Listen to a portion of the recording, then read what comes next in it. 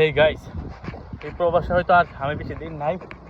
তো আমি বাস্তব কিছু কথা বলি আপনাদের উদ্দেশ্যে, বিশেষ করে সকল প্রবাসীদের, যে দেশে কাজ করেন না কেন, হয়তো বা নতুন হয়তো বা পুরান, আপনাদের দেশে কথাগুলো খুবই ইম্পর্টেন্ট এবং আমার বাস্তব জীবনে অভিজ্ঞতা থেকে বলতেছি। আমি আশা করি এই প্রত্যেকটা কথা আপনার জীবনে অবশ্যই কাজে লাগবে।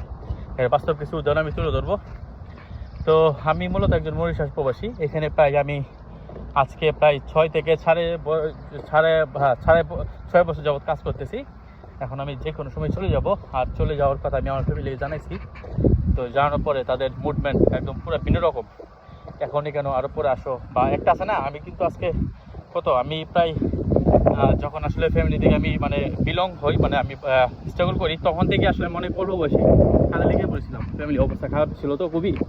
তো তখন থেকে আমি স্ট্রাগল করতে করতে আমি যে আমাদের গ্রাম ছাড়া হচ্ছে অনেক আগে, ঢাকা অনেক বছর কাজ করেছি, তারপরে আপনার রাজশাহী, এবং আরও অনেক কিছু, অনেক জায়গায়, ভিন্ন জায়গায় আপনার কোনো স্টেশন, তারপর আপনার ট্রেল আছে, তারপর আপনার দোকানে, তারপর আপনার ওই সেলসম্যানে, এরকম নানান কাজ করেছি, স্ট্রাগল করেছি। তো করতে করতে প্রায় আমি এখন বিদেশে এসে প্রায় আরও স্ট্রাগল করতেছি। কত বছর যাবত অনেক পরিশ্রম, অনেক কিছু। তো আমার বয়স কিন্তু অনেক, আমার সাথে যারা বড় হয়েছিল তারা এখন সেটেল হয়ে গেছে, যেভাবে পারে আর কি। এখন আমি একমাত্র আমার এই অবস্থা আছে। তো যাই হোক, এই ফ্যামিলির জন্য আমার এই এত বছর, এত সংগ্রাম, লাইফের অর্ধেক বছর স্যাক্রিফাইস করেছি শুধু ফ্যামিলির মুখে যে তাকিয়ে তাদের ভালো অবস্থায় তৈরি করতে হবে, ঘর বাড়ি, সমাজ একটা আইনি ভাই তৈরি করতে হবে, সেটাই চিন্তা করে, ফ্যামিলির মুখে চিন্তা করে, কখনই যে চিন্তা করি নাই। তো এখন শেষমেশ এসে আমি যখন বলতে চলে যাব, তখন তাদের মুভমেন্ট একদম ভিন্ন রকম,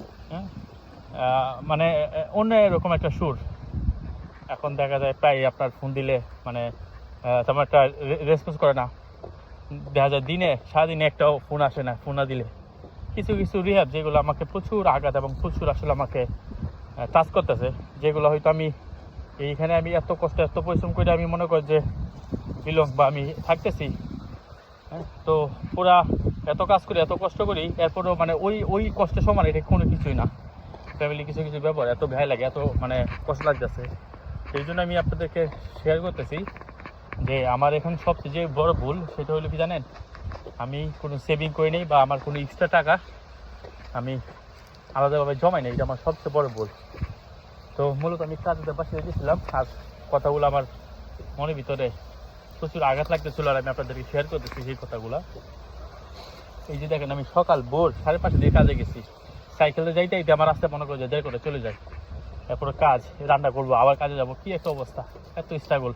এখন এই এতদিন এত প্রবাস করে, এত কষ্ট করে, এখন আমি যদি দেশে যাই এবং আমি যেটা মনে করতেছি এটা যদি আমার সাথে হয়, তাহলে বুঝেন আমার অবস্থা কি হবে। না পারবো আবার বিদেশ আসতে, না পারবো এই কারো কাছে টাকা চাইতে, আর ফ্যামিলির কাছে তো ভালোই না। তো এই ব্যাপারগুলো প্রচুর একটা বেতনদায়ক, যেটা যার সাথে হয় সেটাই আসলে তারাই বুঝে। এরকম অনেক ভিডিও দেখতাম, অনেকেই প্রবাসী বলতো কথাগুলো এরকম গায়ে লাগে নেই, কিন্তু এখন হবু আমার সাথে মিলে দিয়ে গেছে, বুঝছেন। তো আমিও চাই আপনার যে যতই ফ্যামিলি ভালোবাসা হোক না কেন, আপনি এক্সট্রা অল্প কিছু টাকা হইলেও আলাদা রাখেন, নয়তো বা আপনার কিছুদিন পর বা ভবিষ্যতে খুব ভয়ানক একটা দিন মোকাবেলা করতে হবে, যেটা আপনি কখনো কল্পনা করতে পারবেন না। ওইটা কাটাইয়া ওটা অসম্ভব। এখন আমি যদি যাই, আমার সাথে যা ভাবতেছি এরকমটা যদি হয়, বিশ্বাস করেন আমার মনে করেন যে বিদেশ আসা ছাড়া দ্বিতীয় কোনো পরিকল্পনা বা দ্বিতীয় কোনো আসলে প্ল্যান নাই। কারণ আমি তো সব টাকা ওনাদের দিচ্ছি না, ওই ঘর বাঁধছি, বাড়ি বাঁধছি, বাইকে বিদেশ আনছি, আমার ছোটো বোনকে পড়ালেখা করাইছি, আরও অনেক কিছু জমি রাখছি। এখন যাওয়ার পর যদি এটা হয়, আমি কী করবো বলেন?